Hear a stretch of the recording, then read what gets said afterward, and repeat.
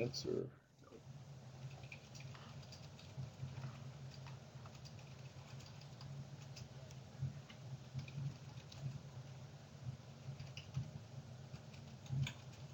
Yes, hello, this is Ruth Ann Congress. You called me earlier about your fakes issue. Michael, nothing appears to be on there. It's just a black screen for now. All right, give me a minute. I'm gonna have to go out and come back. Okay, thank you. We'll be here. Connected. I need to check why that is, but actually it turns out Eric is out of the office.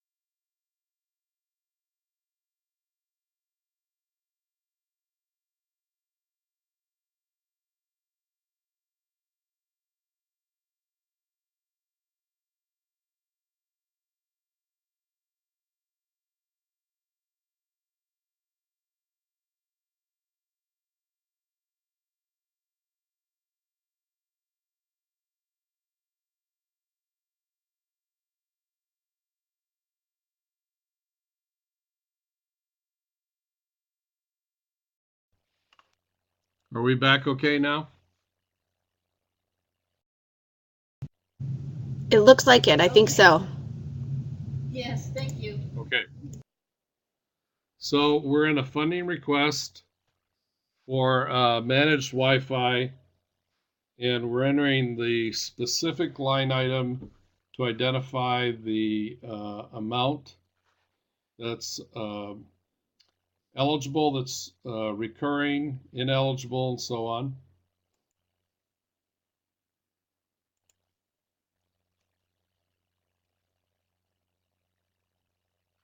So now we're going to do the same thing and manage the recipients of service. And it's going to ask us if each of the entities is receiving the product, yes or no. Remember that if you say yes, it's going to go on. If you say no, then you get the opportunity to select which entities are receiving this service. Then you're going to be asked if the costs are equally shared among the entities.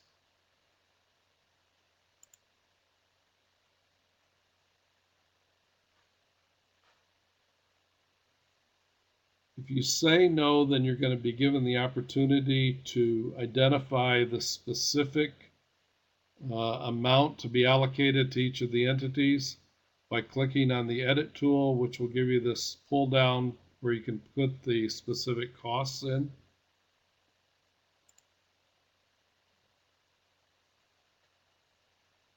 You continue doing that until the remaining funds are down to zero.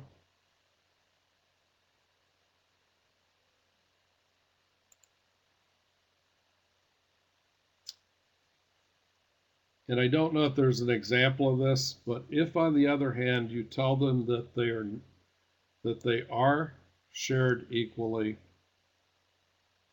as I recall, what the system is going to do is ask you if the allocation should be spread across all the entities by school or by student count.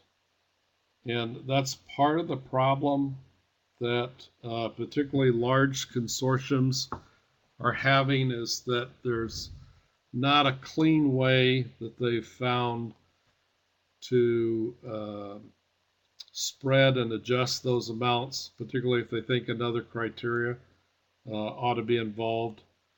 At the moment, I don't think there is a good answer.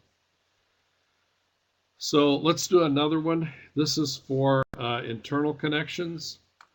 So this specific funding request is for a Category 2 router, internal connections.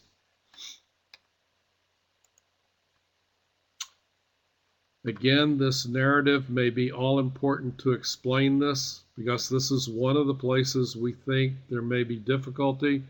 If you have a router that's being shared across, let's say, 6 buildings, you may not have a good way to communicate how that division should actually occur.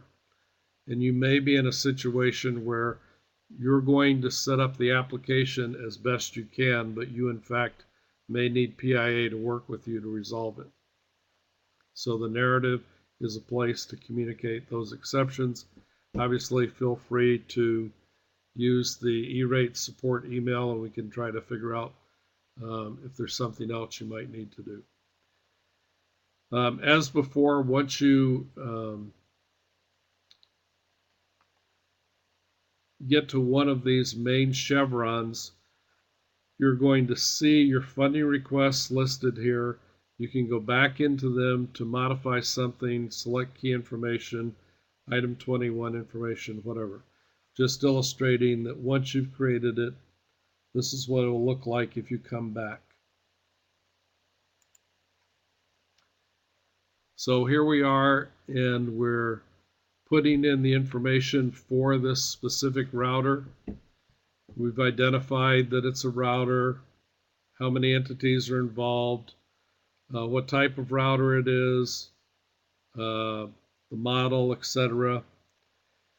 And then we're back to the point of, is every entity receiving the product or services on this item?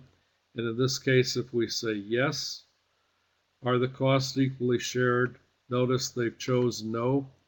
And I think the reason is there's no good way to show you what a yes looks like, but we'll go on.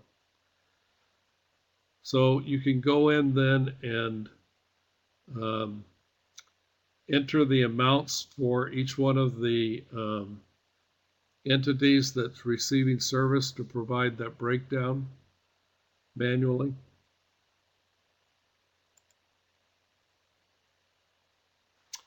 Until the result is that all of the cost has been allocated to all the entities.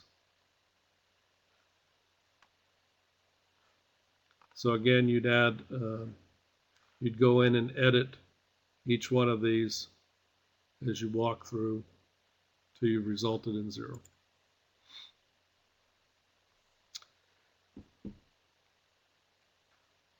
So at this point in time, if that FRN is complete and you didn't have anything else, you can click on Next, which is going to take you to certifications, and you can submit the app. This is what the certification screen looks like. Remember that there is this all-important question that you never want to check. Also, notice that there is a place to put a budget, and that's particularly important for Category 2 requests, because you're supposed to limit your Category 2 requests to the budget, that your pre-discount budget, not the whole project. And so this would give you a place to put the remainder of that project. It might be very helpful, particularly when you get to the point where the invoices come in and the invoices are for the project and you're trying to deal with the specific allocation that was on this application. The certifications should be familiar to you, with the exception of things they added this year.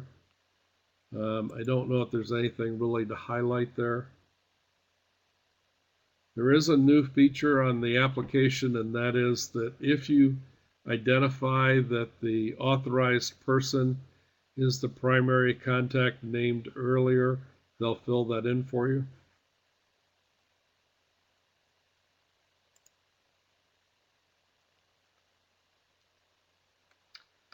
So at this point in time, you can go back and review the application, or you can submit it and certify it. Yeah, I think that's all I've got to say about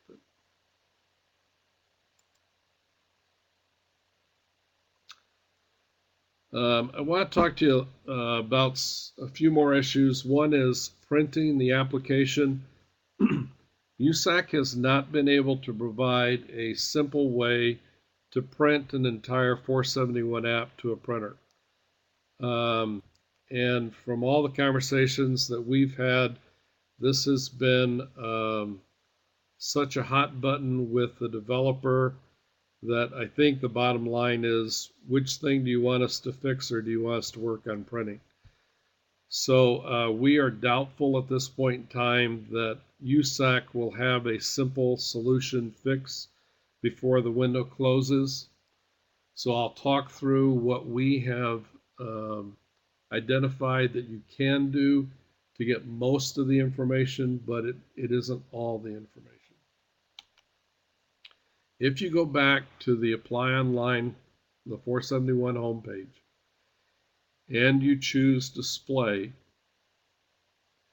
you can select the specific app that you want, and it will open up that app. The problem is there are umpteen places in that app where you're requested to open a section. There's no enable all that will open everything.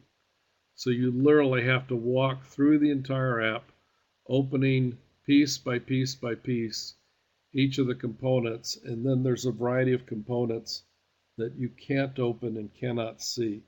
You can see the summary result of them, but you can't see the detail that's underneath. Give me a second. I may have one that I have here that I can show you.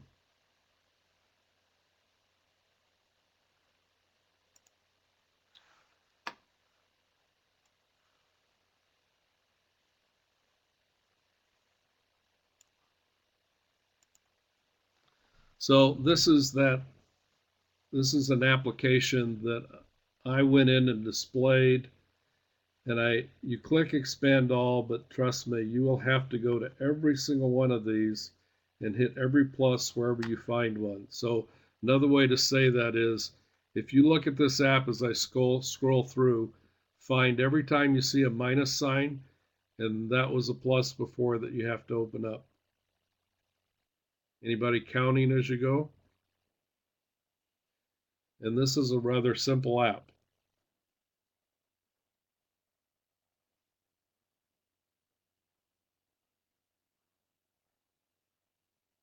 Okay, and that's not even half done.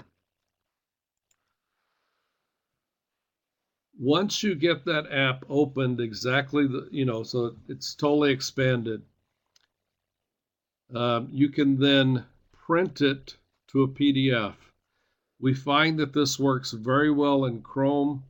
We found that a lot of people have had trouble with Internet Explorer. So I'd highly suggest that you be in Chrome if you want to do this. It's the only place that we've found that you can have consistent results.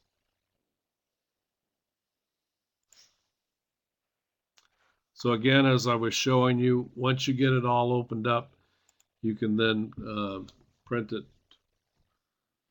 to a PDF, which will save it. Remind you about a variety of resources. You've got usac.org. You've got the E-Rate support email address. You've got the TRIG website. You've got a variety of resources on E-Rate Central. You've got the weekly newsletters. Hopefully you are signed up for news briefs, because oftentimes that is the only place that I see special information really appearing in an obvious manner, meaning that you don't know that they've put something on the site unless you're signed up for news briefs. That's the only way you're going to see it. And Win may or may not be able to catch every one of those that comes along. I feel like I've rushed through this, but let's start the Q&A process. Let the games begin. Okay. Hi, Michael. Let's see. Let's start back at the beginning. Steve said, on the contact info page, in terms of consultant, is ISD personnel assisting, the ISD personnel person assisting a local district is not considered a consultant in this context, correct? So if there is a consultant at the ISD who is assisting a district in their application, they are not considered an E-rate consultant, are they? So Bo's the only one. You want the today answer or the tomorrow answer? Perhaps both might be helpful. Okay, so I'm going to tell you the way it has been. Historically, those services have been perceived as part of the ISD's responsibility paid by the state to do. However, you're aware that many ISDs charge for their services, and there's a contract between the school district and the ISD. I would suggest that it would be worth the ISDs spending a little bit of time and see if they have identified themselves as a consultant by inadvertently charging for those services, in which case they're acting as that district's E-rate consultant. This has not been ruled on, but I can tell you it's an outstanding question. One that I was wondering if wouldn't come down before the window started, but I haven't heard anything. So you are in a gray zone, just like ISDs that are spins. It's pretty gray. So one of the questions to ask is, if you aren't an employee of that entity, and some way, shape, or form they're paying a fee for what you're doing, how is that different from any other E-rate consultant? If you then were to go and get an E-rate consultant number, that might raise even more questions. So obviously the way you could stay on the correct side of that would be for your agreements not to identify you as receiving funding from the school districts for these types of services, but rather these services are being provided because the state has paid the ISD to do this for school districts. Was that convoluted enough? Yeah, because Lori now has a question. What if an ISD hires a consultant? Can you list multiple consultants? Well, if the ISD is hiring a consultant, the ISD isn't a consultant to itself. So what's you mean if an ISD? No, I'm not sure what the question would mean then. Lori, help me out.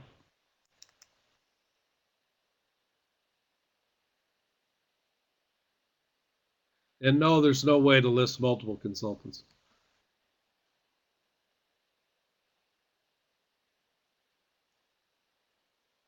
Yeah, Lori, this is what I'd say. I was trying to answer the question that was asked, and it's a gray area that I think is going to have a ruling sometime in the near future. By near future, I'd say the next year or so, because I think continuously the FCC and USAC are struggling with the roles they see ESAs, ISD, Boise's, whatever they're called, in states, and they're rethinking that whole thing. I would say at the moment, status quo is probably the way to go. So ignore the answer to my question, but realize that it is becoming a debated item. Okay, the next question was from Jeff. He said earlier, while entering the Category 1 FRN for voice services, we saw last mile connection marked as no, then shown questions that only are present if last mile is marked yes. Was last mile supposed to be yes? The problem, I think, is that when Lori developed the screens, she did this every which way possible and selected certain screens for the presentation. Trying to get back there.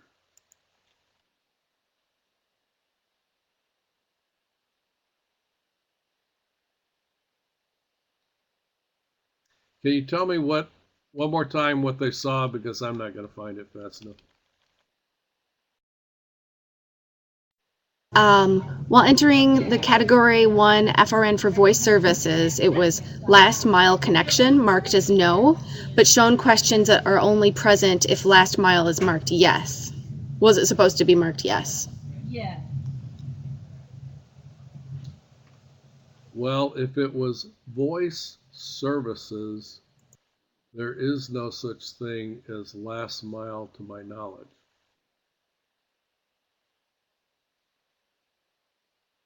So I'm confused by that.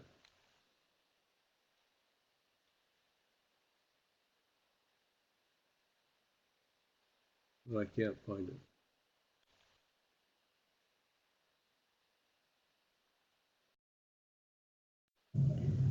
Just says, can the question be blank? I thought it had to be yes or no. Yeah, let me take a look.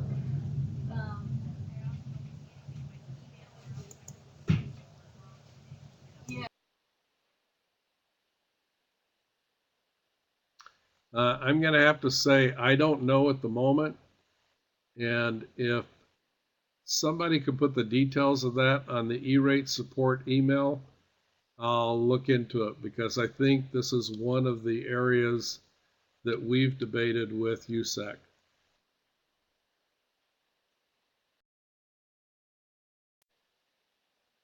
Okay, the next question.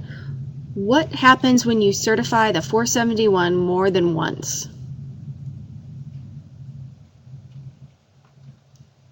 I have no clue.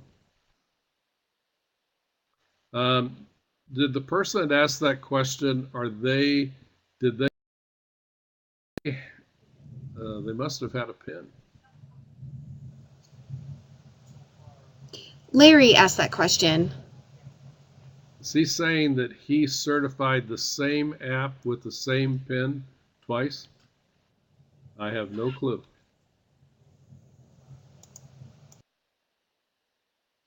But I think he should make CSB aware of that.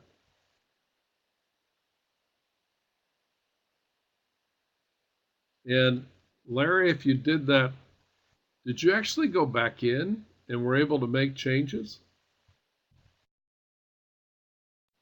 That he certified 3 times and got 3 cert numbers. Yeah, I think you ought to talk to CSB and see if they can't clean that up.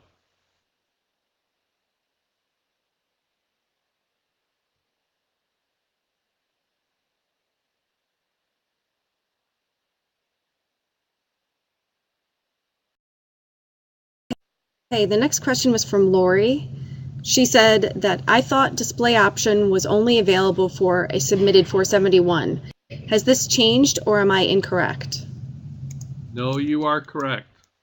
I was talking about a completed 471 that you wanted to print out later. The you have a similar option. Let me see if I can get there. I don't know that it was on the screens.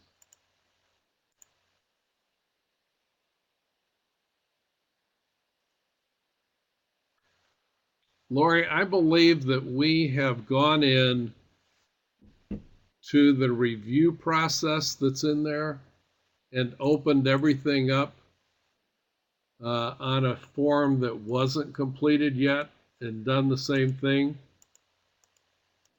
But I'm not convinced we were able to do all of it.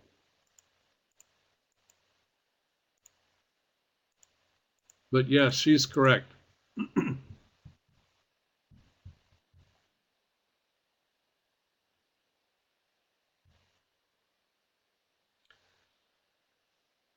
One of the reasons I point that out is that people that have done funding year 2015 apps are often being confused trying to use the old tools to get to it.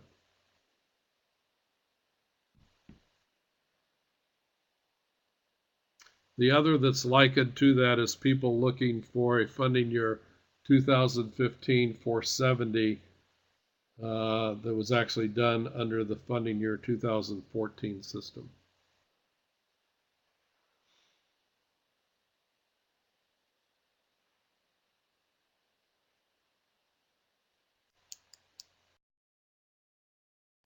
Looks like we have some individuals typing. Steve says, as ISD consortium lead, we purchase 400 megabytes per second internet service to serve all of our districts. They each have guaranteed minimums allotted, and we also purchase extra.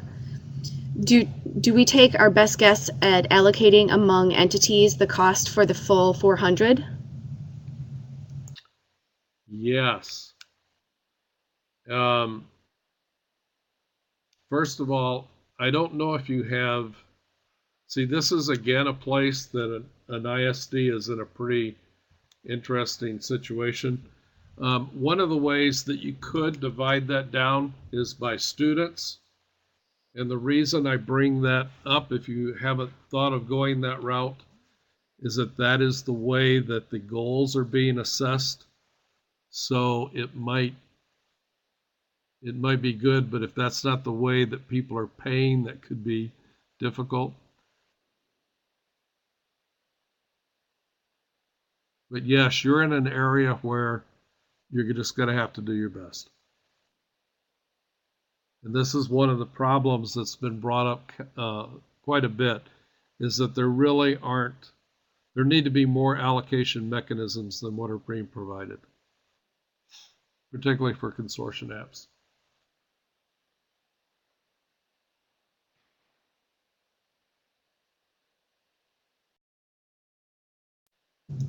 So Steve says, and in this scenario, should ISD be one of the entities receiving the allocations?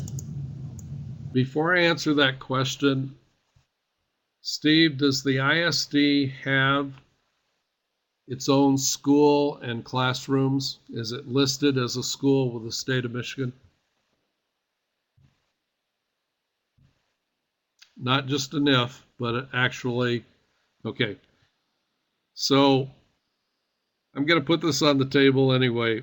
This is another area where apparently there's some discussion going on about whether, never mind, I won't do it. Remember that in the allocation, the discount calculation for ISDs this year, it clearly identifies that you're supposed to take all the students from all the districts that you support to come up with your discount. So if you are a school and if you have classrooms, I'd say that makes sense. If not, you basically are acting as a NIF, and there's a lot of questions going on as to where USAC and the FCC are going to land on that. Because as you know, particularly under Category 2, NIFs aren't funded, and there are all sorts of issues with them.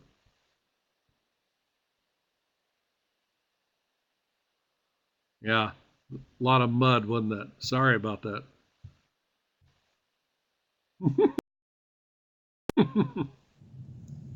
One thing I would tell you, I'm going to assume this is correct, Steve, that the number of students you have is almost negligible when you compare it with all the students that you support, and your percentage would probably be less than 1% of 1%. Yeah, that's what I think too. Okay, are there any further questions from Michael?